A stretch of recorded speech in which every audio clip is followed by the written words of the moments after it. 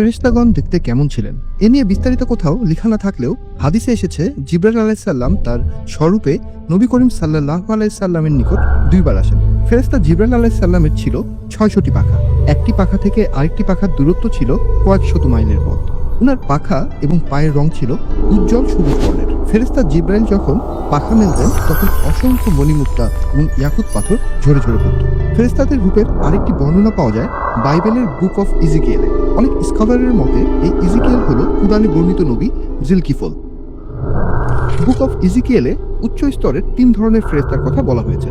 ১ নম্বরে চেরুবিম। এই চেরুবিম হলো সব থেকে উপরের স্তরের ফেরেশতা, যাদের প্রধান কাজই হলো আল্লাহর আসন বা কুরসিকে গার্ড দেয়া।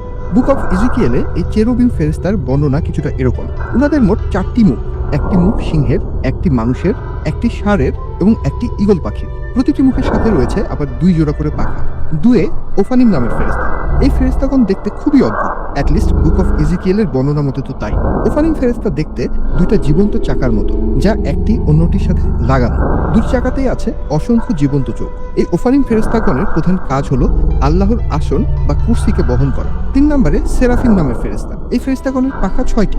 ২টি দিয়ে তারা মুখ ঢাকে, ২টি দিয়ে পা এবং ২টি পাখা ব্যবহার করে ওড়ার জন্য। এই ফেরেশতাগণের প্রধান কাজই হলো সর্বদা আল্লাহ তাআলার প্রশংসা করা এবং জিকির আজকার করে জীবন অতিবাহিত করা।